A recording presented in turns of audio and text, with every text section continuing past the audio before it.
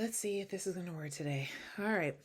My name is Rachel. I am a knitter, crocheter, a mom, a teacher, a wife, and I love to talk about my crafty projects. So if you're interested, please listen up to some of my current whips, as well as some things I am hoping to cast on as well. So let me say I am back home. My last episode I filmed while I was in not Philadelphia. That was before that.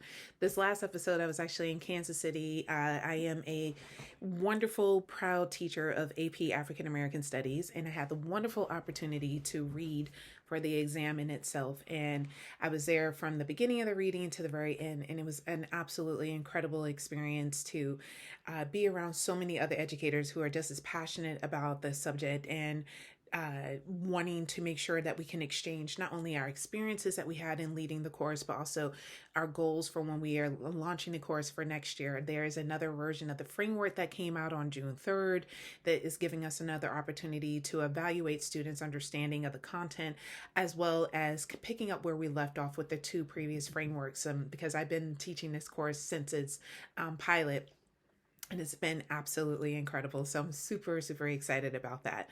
But it's so wonderful to be back home, back among my yarn and my space, and like my setup is perfect and whatnot.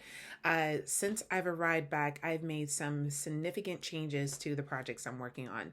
The first project that I just decided to scrap was the mini mock neck tank dress.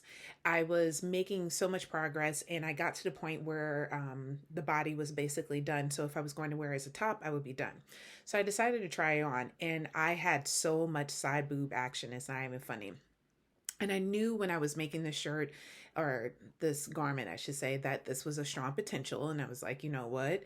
Let me see if I can go up a size. Maybe it will be a little bit flattering. I intentionally tried to make sure that the armhole wasn't as big, but it was still going to fit because I have a very large biceps. Not because I'm muscular, it's because of fat. But all in all, I thought it would work. The plan I had put together, and it didn't. So I was sitting there thinking about, do A, I want to keep going, or B, do I want to try to do some increasing around the body that could potentially make up for it? And I would just have to be prepared of wearing like an undershirt from it.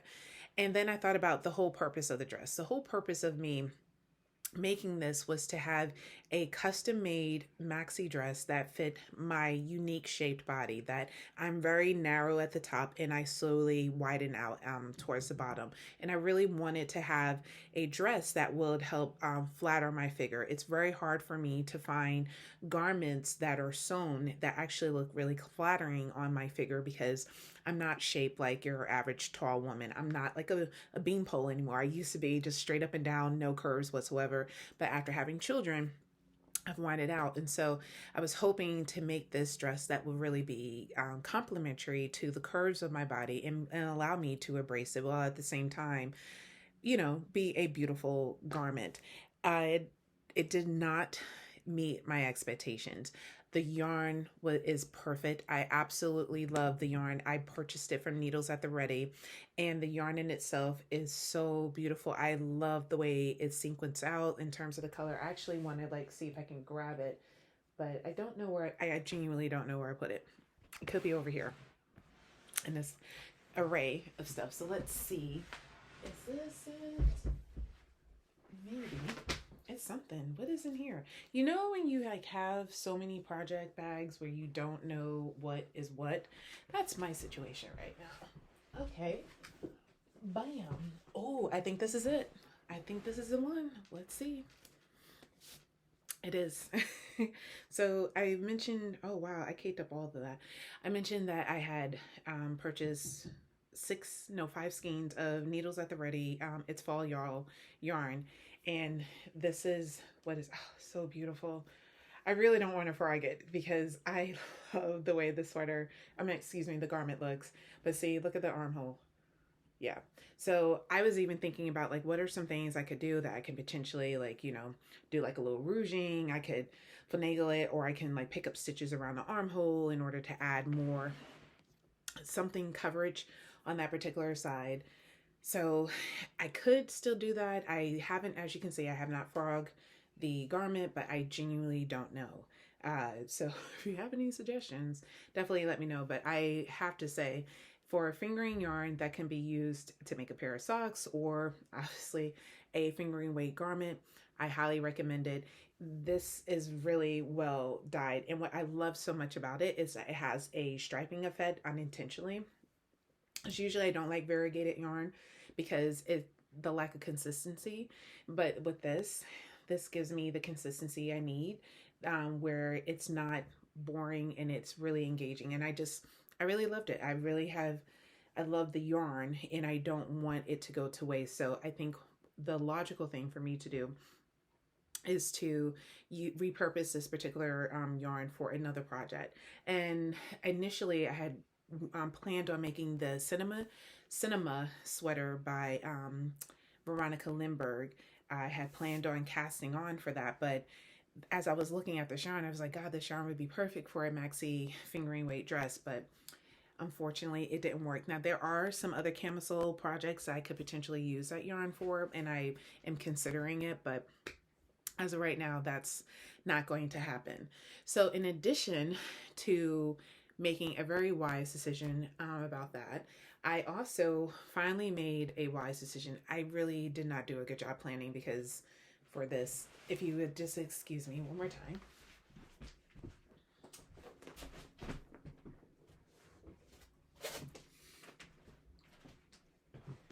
Okay, so one of the wise decisions that I made was like this big epiphany. So I have so many different ideas for the yarn that I have in my collection. And I have about four or five skeins of this yarn, Woolfolk Far. And I love the yarn. It's beautiful. I actually used the yarn to make a hat. I think I made a Jason Cashmere hat. And so I was like hoping to actually make a garment with it because I never used the yarn before, which is why I decided to make a hat with it. Really liked the experience, decided that I want to do something with it. Well, I recently purchased the Hoagie Lucky Telly's vest that she came out with.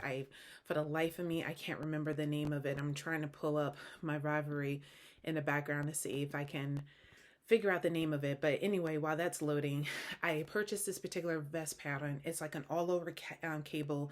It's absolutely stunning. When I saw it, I was like, I want to buy this now. And the issue I had was the fact that I have many other projects that I need to cast on for patterns that I've already purchased, for patterns that I've already purchased a yarn for as well. So I did not need to purchase this particular vest. So I talked myself into the purchase by saying like, well, it is around your birthday, and so you should go ahead and do that. So the pattern that I purchased is called the Emery Vest by Hoagie Locatelli.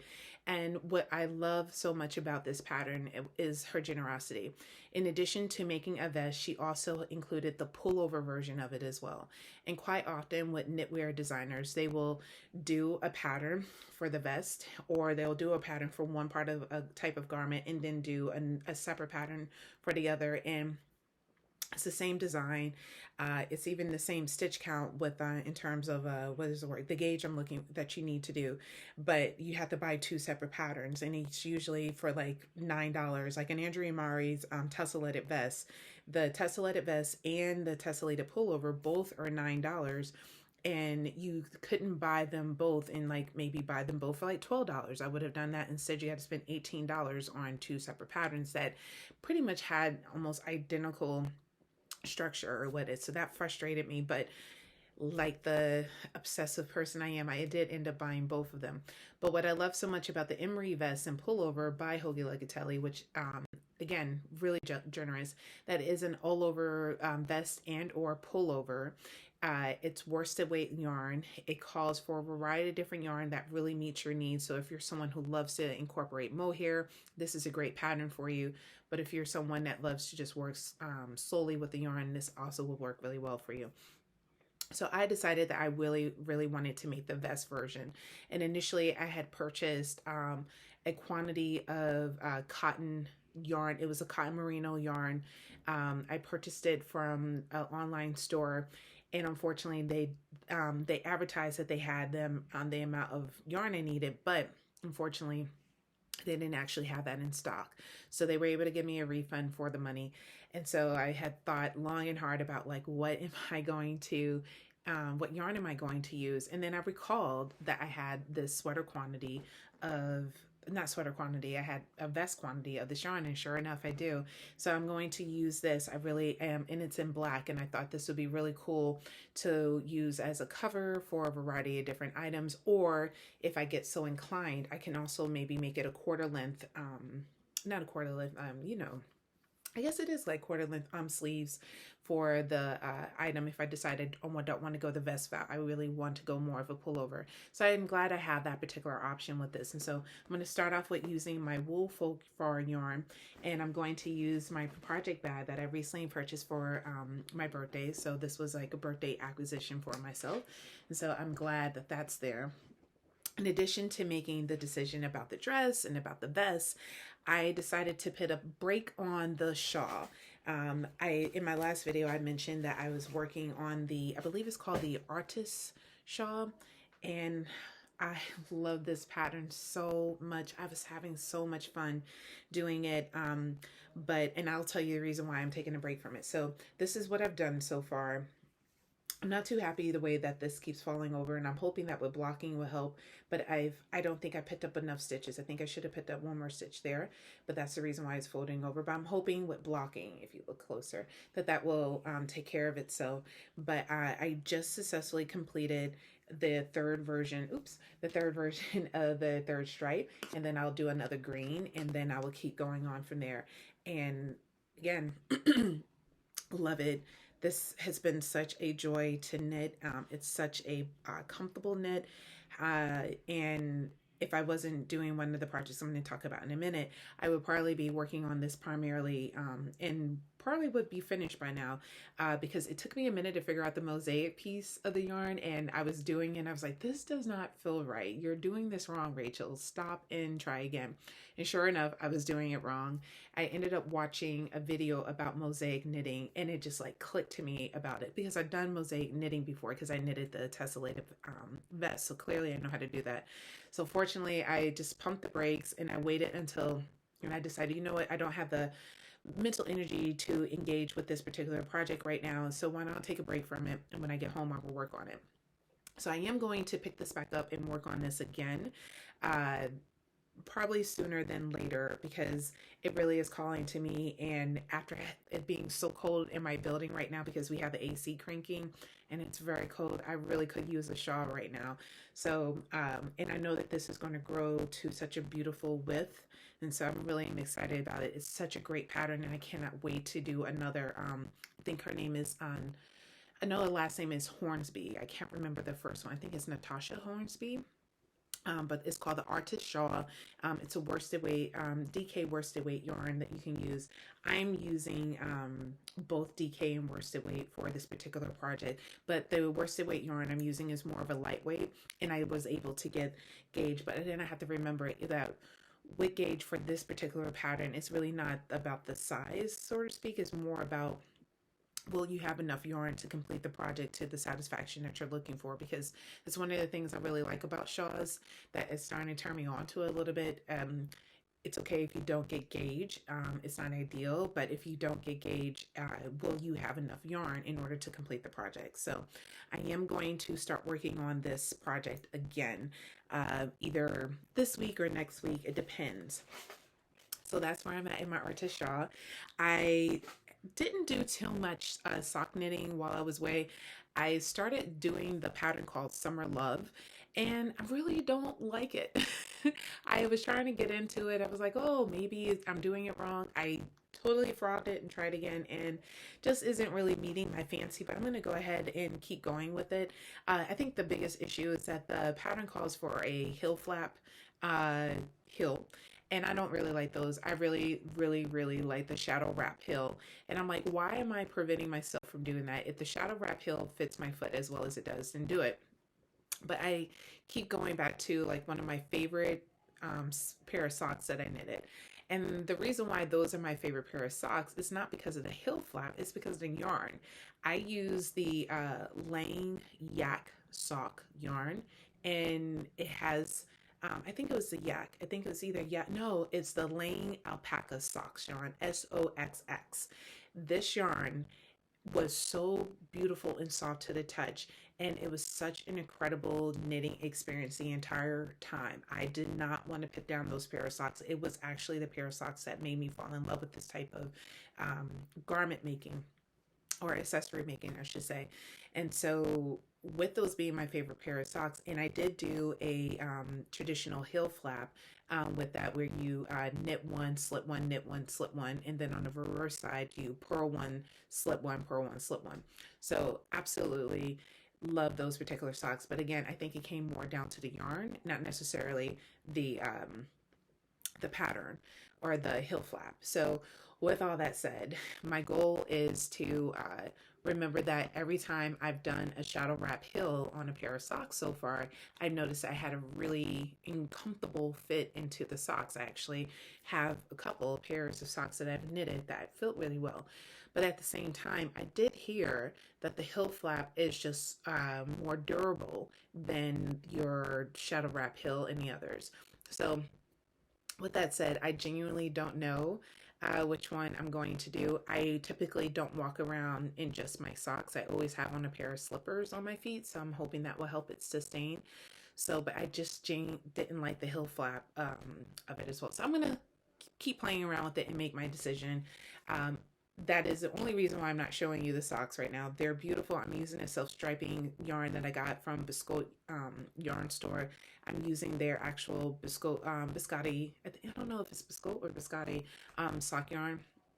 Love it. The self striping is coming out really great. I'm so glad that I made that decision to purchase that yarn. But I don't, what only thing that's holding me up right now is literally because of the heel flap. So that's what I'm working on next. The final project I wanted to talk about before I talk about a secret test knit, as I never did before. Um, I have it in my yarn bag that I got from Rhinebeck from Neighborhood Fiber Company, which is one of my favorite yarn stores. So I finally decided to cast on the Arctic Light. So this actually is a combination story with the Arctic Light and the Secret Test Knit. So Veronica Lindbergh put out a call to those who are subscribed to be test knitters for her if we were interested in doing a test knit. And I said, absolutely. She gave you several patterns to choose from, and you selected the one that you would feel the most comfortable doing. And if she picked and you identified the size you would do, and if she picked you, you would do that.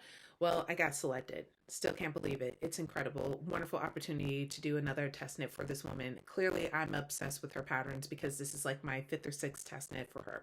So I have been, as always, obsessing about what yarn to use, like going back and forth with myself. And I sat here on my floor, on my yarn bed, like everywhere around my house, just trying, since I've been home. Because I found out on my way home, literally the day before I flew home, that I was invited to do this test knit. And I kept thinking, like, what yarn am I going to use? And I was so obsessed about it.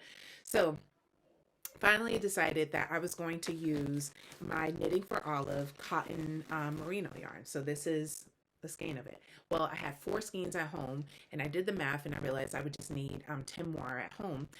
10 more. So I went on Will and Company. Bam! It was only like I think it was like $9 and change a skein. And I was like, oh, perfect. My husband gave me $100 for yarn money.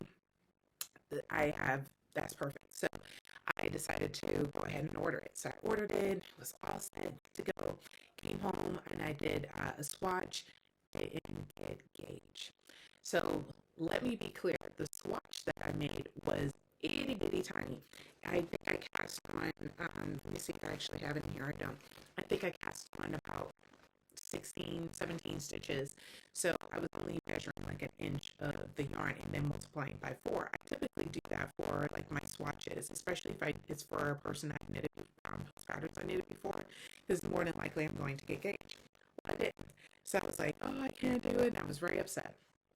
And I went ahead and went searching around my room to figure out what yarn am I going to use. And I finally narrowed it down to more a heavy BK light worsted weight yarn, cast it on, did a swatch, and got closer to the gauge because the first time I did it with the Knitting for Olive, I got 26. I needed to get 19.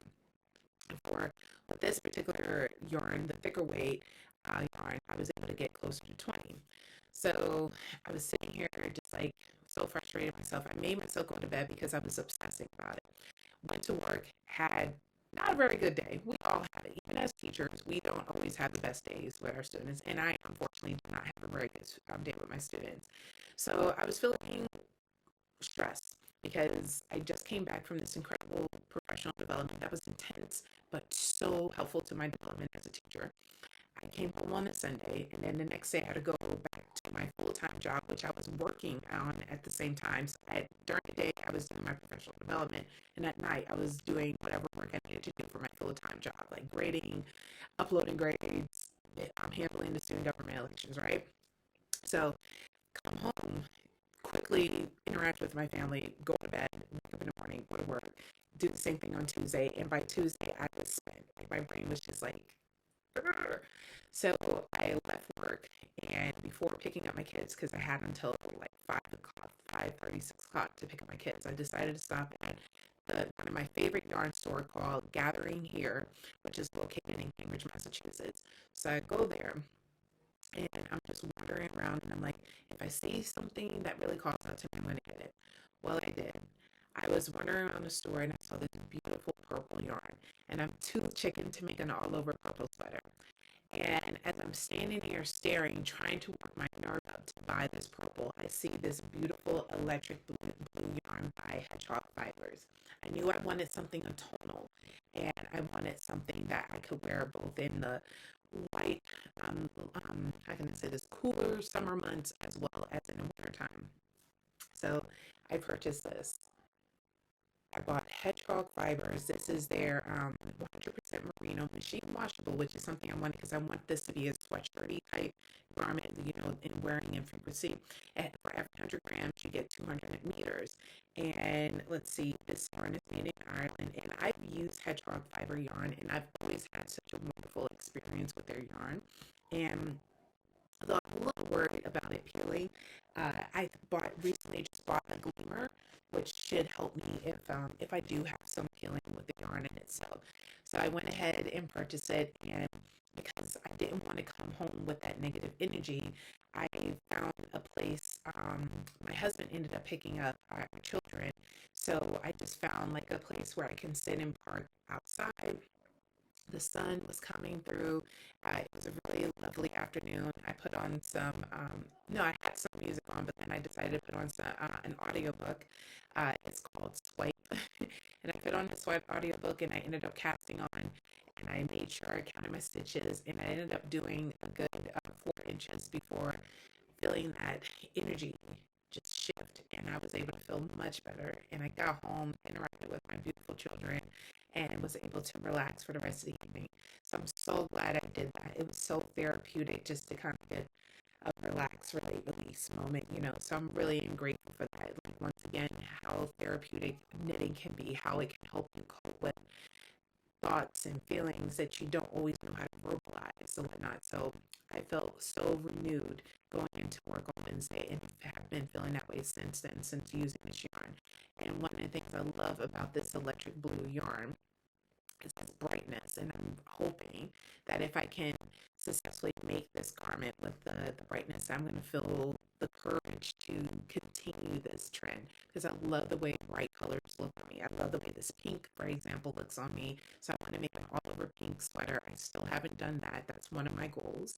I also decided to still use that very interesting color, it's called dark orchard color, and it's something I've never worn before. So I'm really excited to see that against my skin tone, because I love the way bright colors look against me. And so if I can successfully complete both of those items, the next goal is to make myself, I have these 3 beautiful green yarns. So again, a birthday present to myself, I purchased another skein of yarn from Needles at the Ready. I really love his hand dye yarn, and not just because I like him as a person, because I definitely enjoyed their podcast, but this is called Emerald Enchantment. I'm a May baby. Emerald stone is my birthstone. Like, I had to buy it. It's like I couldn't go wrong with it. And it has all my favorite greens in it. And I didn't know I was a green person until I made a green cardigan for one of my friends, where I was like, oh my gosh, actually, it's color green. So really, really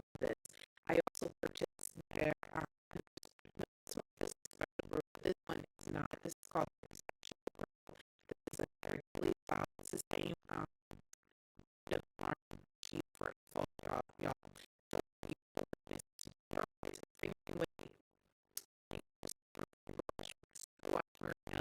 and 25 so one of the things I was like, oh, I'll get these together, or I do a site. So, um, you know, somewhere, but I have some DK yarn to do the shipping that I have this sweater, and it's a pattern, which are oh, I think it's eight, something, because I want to hold it. Little Kate brand has this series that are called Movement. It's very beautiful raglan top that has lovely eyelets that go all the way out. So it was a really fun construction, and I saw that I'm selling for the right price. I thought this was the pattern gives you corrections. I love doing it solid.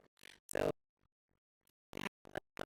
you're right, a ton, you're right,